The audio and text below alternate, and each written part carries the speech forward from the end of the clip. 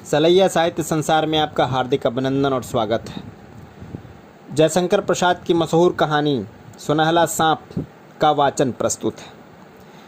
यह तुम्हारा दुस्साहस है चंद्रदेव। मैं सत्य कहता हूँ देवकुमार, तुम्हारे सत्य के पहचान बहुत दुर्लभ है, क्योंकि उसके प्रकट होने का आसन असत है। समझता हूँ कि तुम प्रवचन देते समय बहुत ही भावनात्मक हो जाते हो। किसी के जीवन का रहस्य उसका विश्वास समझ लेना हमारी तुम्हारी बुद्धि रूपी एक्सरेज की पारदर्शिता के परे है। कहता हुआ देवकुमार हंस पड़ा। उसकी हंसी में विज्ञता की अवज्ञा थी। चंद्रदेव ने बात बदलने के लिए कहा, इस पर मैं फिर विवाद करूंगा। अभी तो वह देखो, झरना आ गया है। हम लोग जिसे देखने के लिए 8 मील से आए हैं। सत्य और झूठ का पुतला मनुष्य अपने ही सत्य की छाया नहीं छू सकता, क्योंकि वह सदैव अंधकार में रहता है। चंद्रदेव, मेरा तो विश्वास है कि तुम अपने को भी नहीं समझ पाते, देवकुमार ने कहा। चंद्रदेव बैठ गया। वह एकटक उस गिरते हुए प्रपात को देख रहा था। मसूरी पहाड़ का यह झरना बहुत प्रसिद्ध है। एक गहरे गड्ढे में गिरकर यह नाला बनाता हुआ ठुकराए हुए जीवन के समान भागा जाता है।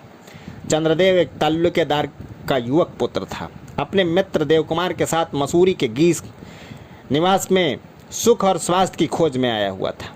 इस पहाड़ पर कब बादल छाएंगे, कब एक ऐसा झोंका बरसता हुआ निकल जाएगा, इसका कोई निश्चय नहीं है। चंद्रदेव का नौकर पान भोजन का सामान लेकर के पहुंचा। दोनों मित्र एक अखरोट वृक्ष के नीचे बैठकर खाने लगे। चंद्रदेव थोड़ी मदिरा भी पीता था स्वास्थ्य के लिए। देवकुमार ने कहा, यदि हम लोगों के बीच में भी भीगना न हो तो अब चल देना चाहिए। पीते हुए चंद्रदेव ने कहा, तुम बड़े डरपोक हो। तनिक भी साहसिक जीवन का आनंद लेने का उत्साह तुम में नहीं है।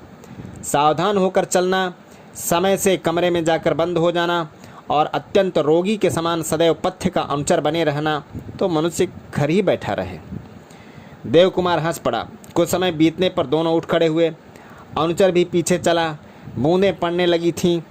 सबने अपनी अपनी बरसाती संभाली, परंतु उस वर्षा में कहीं विश्राम करना अत्यंत आवश्यक प्रतीत हुआ, क्योंकि इससे बचा लेना बरसाती के बूते का काम न था। तीनों छाया की खोज में चले।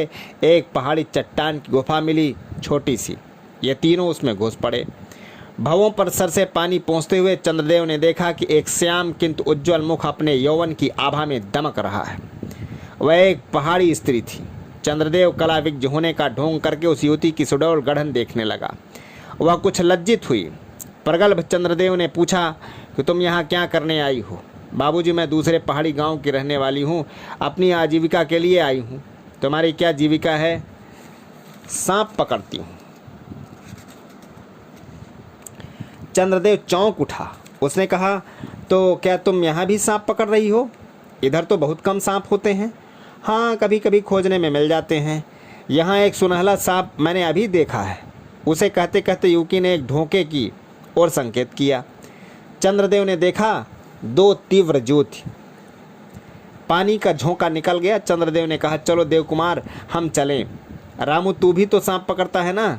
देवकुमार, यह बड़ी सफाई के बिना किसी मंत्र के जड़ी सांप पकड़ लेता है। देवकुमार ने सिर हिला दिया। रामू ने कहा, हाँ सरकार, पकड़ूं इसे? नहीं नहीं, इसे पकड़ने दे। हाँ, उसे होटल में लिवा लाना, हम लोग देखेंगे। क्यों देव, अच्छा मनोरंजन रहेगा ना? कहते हुए चंद्रदेव और देवकुमार चल पड़े। किसी क्षुद्र हृदय के पास उसके दुर्भाग्य से दैवी संपत्ति या विद्या, बल, धन और सौंदर्य उसके सौभाग्य का अभिनय करते हुए प्रायः देखे जाते हैं। तब उन विभूतियों का दुरुपयोग अत्यंत अरुचिकर दृश्य उपस्थित कर देता है। चंद्रदेव का होटल निवास ही वैसा ही था। राशि राशि विडंबनाएं उसके चारों ओर घिर कर उसकी हंसी उड़ाती, पर उनमें चंद्रदेव को तो जीवन की सफलता ही दिखलाई देती। उसके कमरे में कई मित्र एकत्र थे। नेरा महुअर बसकर अपना खेल दिखला रही थी। सबके बाद उसने दिखलाया अपना पकड़ा हुआ वही सुंदर सुनहला सांप। रामू एकटक नेरा की ही ओर देख रहा था। चंद्रदेव ने कहा, रामू, वह शीशे का बक्स तो ले आ। रामू ने तुरंत उसे उपस्थित किया। चंद्रदेव ने हंसकर कहा, नेरा, तुम्हारे सुंदर सांप के लिए है एक बक्स है। नेरा प्रसन्न होकर के अपने नवीन आश्रित को उसमें रखने लगी, परंतु वह उस सुंदर घर में जाना नहीं चाहता था। रामू ने उसे बाध्य किया। सांप बक्स में जा रहा, नेरा ने उसे आंखों से धन्यवाद दिया। चंद्रदेव के मित्रों ने कहा, तुम्हारा अनुचर भी तो कम खिलाड़ी नहीं है। चंद्रदेव ने गर्व से रामू की ओर देखा, परंतु नेरा की मधुरिम रामू की आंखों की राह उसके हृदय में भर रही थी। वह एकाएक उसे देख रहा था। देवकुमार हंस पड़ा। खेल समाप्त हुआ। नेरा को बहुत सा पुरस्कार मिला। 3 दिन बाद होटल के पास ही चीड़ वृक्ष के नीचे चंद्रदेव चुपचाप खड़ा था। वह बड़े गौर से देख रहा था, एक स्त्री और एक पुरुष को घुल घुल कर बातें करते। उसे क्रोध आया, परंतु न जाने क्यों कुछ बोल न सका। देवकुमार ने पीठ पर हाथ धरकर पूछा, क्या है? चंद्रदेव ने संकेत से उस ओर दिखा दिया। एक झुरमुट में नोरा खड़ी है और रामू कुछ अनुनय कर रहा है।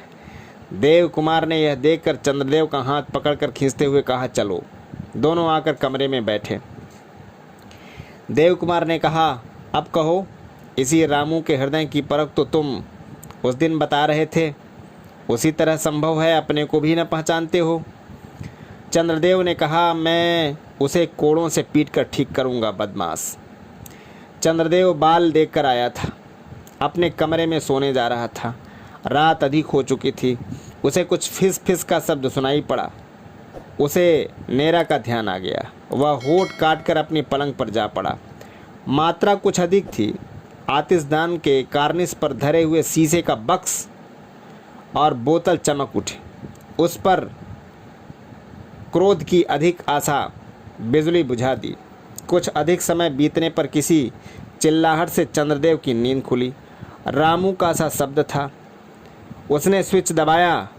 आलोक में चंद्रदेव ने आश्चर्य से देखा कि रामू के हाथ में वही सुनहला सांप हथकड़ी सा जकड़ गया है। चंद्रदेव ने कहा, क्यों रे बदमाश, तू यहाँ क्या करता था? अरे इसका तो प्राण संकट में है, नेरा होती तो। चंद्रदेव घबरा गया। इतने में नेरा ने कमरे में प्रवेश किया। इतनी रात को यहाँ? चंद्रदेव क्रोध से चुप रहा। नेरा ने सांप से रामू का हाथ छुड़ाया और फिर उसे बक्स में बंद कर दिया। तब चंद्रदेव ने रामू से पूछा, क्यों बे, यहाँ क्या कर रहा था? रामू कांपने लगा। बोला, नहीं तो अभी तेरी खाल उधेड़ता हूँ। रामू फिर भी चुप था। चंद्रदेव भी अत्यंत भीषण हो रहा था। वह कभी नेरा की ओर देखता, कभी रामू की ओर। उसने पिस्तौल उठाई। नेरा रामू के सामने आ गई। उसने कहा, बाबूजी, यह मेरे लिए शराब लेने आया था जो उस बोतल में धरी है। चंद्रदेव ने देखा मदिरा उस बोतल में अपनी लाल हंसी में मग्न थी। चंद्रदेव ने पिस्तौल धर दिया और फिर बोतल और बक्स उठाकर देते हुए मुंह फेर कर कहा, तुम दोनों इसे लेकर अभी चले जाओ, और रामू, अब तुम कभी मुझसे अपना मुंह मत दिखाना।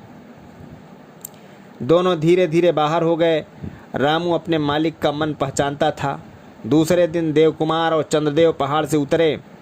रामू उनके साथ न था। ठीक 11 महीने पर फिर उसी होटल में चंद्रदेव पहुंचा था। तीसरा पहर था। रंगीन बादल थे। पहाड़ी संध्या अपना रंग जमा रही थी। पवन तीव्र था। चंद्रदेव ने शीशे का पल्ला बंद करना चाहा। उन्होंने देखा रामू सिर पर पिटारा धरे चला जा रहा है और पीछे पीछे अपनी मंद गति से नेरा ने भी ऊपर की ओर देखा। वह मुस्कुराकर सलाम करती हुई रामू के पीछे चली गई। चंद्रदेव ने धड़ से पल्ला बंद करते हुए सोचा, सच तो क्या मैं अपने को भी पहचान नहीं सका? जय हिंद, वंदे मातरम।